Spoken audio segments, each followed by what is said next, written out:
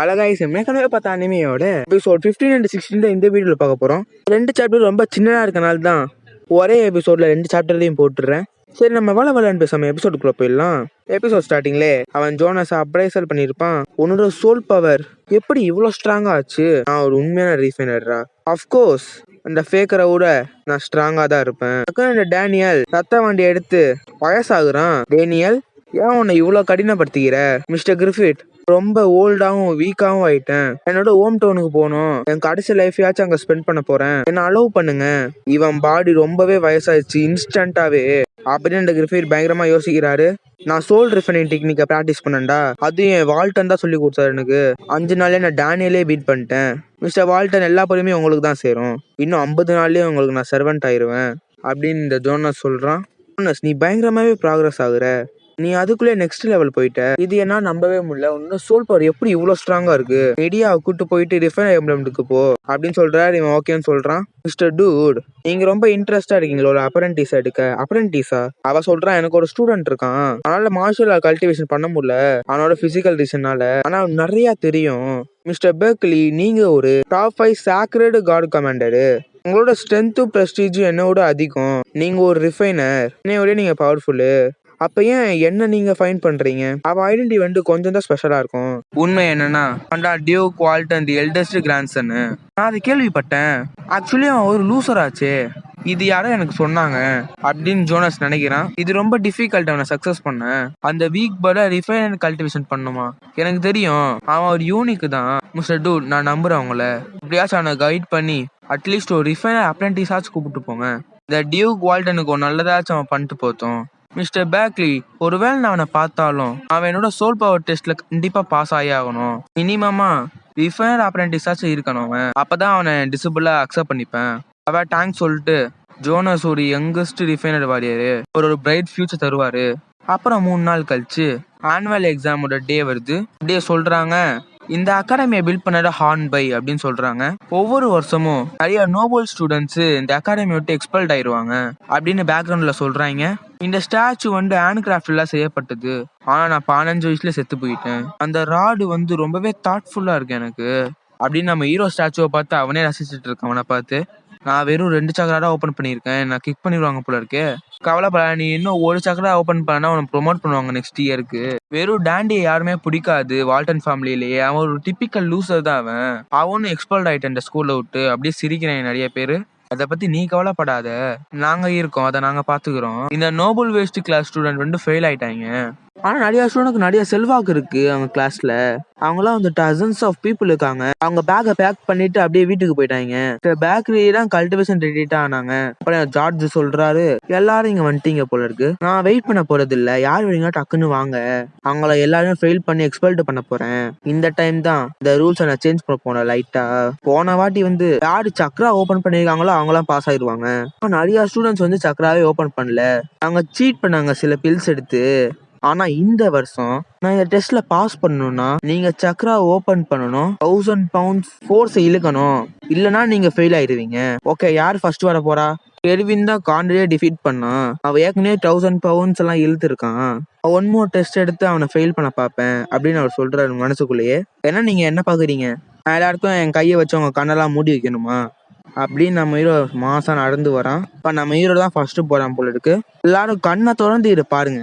நம்ம hero crystal முன்னாடி போறான். பாட்டம் சக்கரா ஒன்னு சொல்றான், ஈகோ சக்கரா, நாவல் சக்கரா, ஹார்ட் சக்கரா, ட்ரோத் சக்கரா, தேர்ட் ஹை சக்கரா அப்படி சொல்லிட்டே போறான். டாப் சக்கரா அப்படின்னு 7 சக்கரா ஓபன் பண்ணி வச்சிருக்கான். இன்னும் மாசம் 7 சக்கரையை ஓபன் பண்ணி வச்சிருக்கான். 7 ஏற்கனவே 7 ஓபன் பண்ணிட்டானா? இது எப்படி பாசிபிள்? ஒரு லூசரால இது பண்ண முடியாது. இது பாசிபிளே இல்ல. லூசர் வந்து ஆர்ஜென்ட் ரியலாத்துக்கு க்ளோஸ்ல வந்துட்டான். அப்படி இவன் ஹெர்டியன் ஓபன் பண்ணா. நான் கேள்விப்பட்ட வால்டன் ஃபேமிலி வந்து லெவல் 4 ரிஃபைனர் மொனார்ச் ஹையர் பண்ணாங்களாமே. எல்லாருக்கும் தெரியும் கெர்வின் மெரிடியனை ஓபன் பண்ணிட்டான்னு. இது ஒன்னும் சிரிக்கிற விஷயம் இல்லைங்க.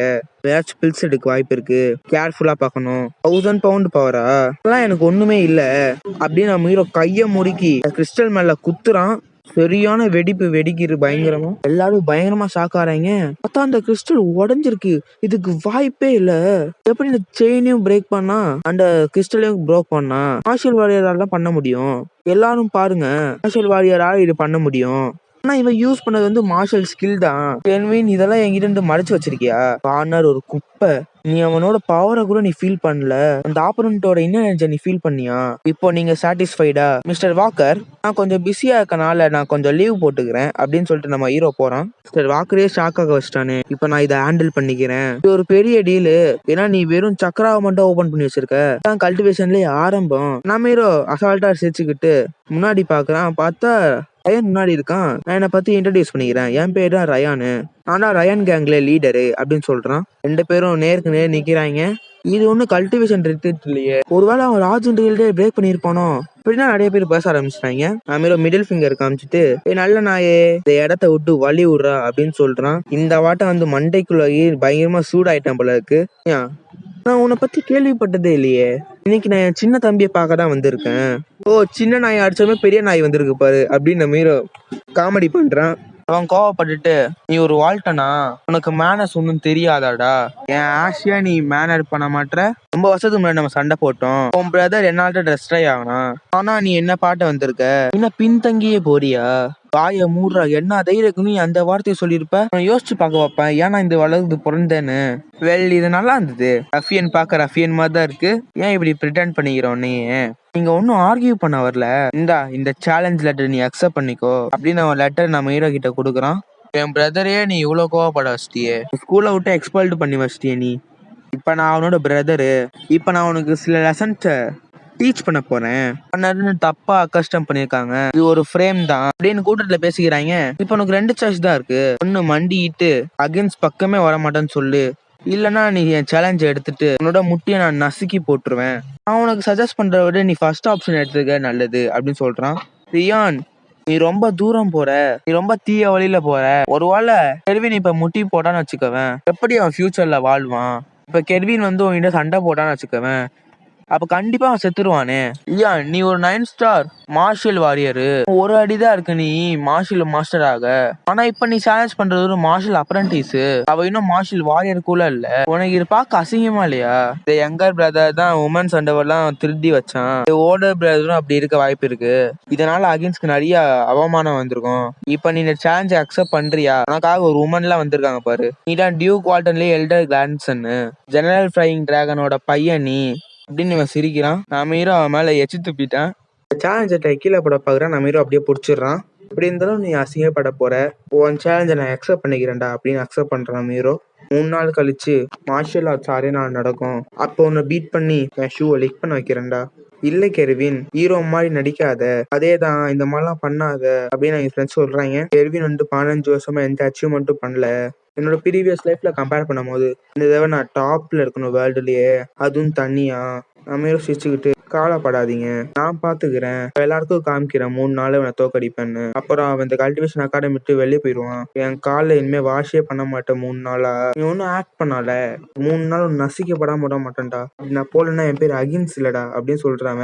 வால்டன் ஃபேமிலியும் அகின்ஸ் ஃபேமிலியும் பகையாளிங்க.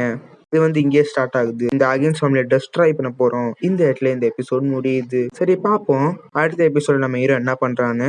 ரியான் அடிப்பானா இல்லைன்னா இல்லையா, இதெல்லாம் நெக்ஸ்ட் எபிசோட் தெரிய போகுது. சரி, அவள் தான் இந்த வீடியோ. Bye bye.